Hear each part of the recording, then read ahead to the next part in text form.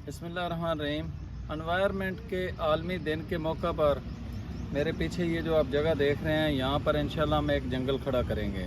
पाकिस्तान के अंदर 1.8% जंगलात हैं, जबकि सेहतमंद मुआशरे के लिए 25% से लेकर 40% उस इलाके के रकबे पर जंगल का होना ज़रूरी है।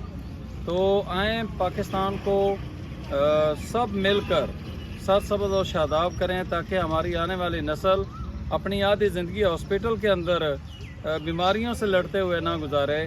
जिस तरह UN वाले कह रहे हैं कि पाकिस्तान में 1.8% जंगलात हैं और आने वाले 5 सालों में इतनी गर्मी बढ़ जाएगी कि पाकिस्तान के अंदर हम इस गर्मी का मुकाबला नहीं कर पाएंगे, हमारे लिए रहना मुश्किल हो जाएगा।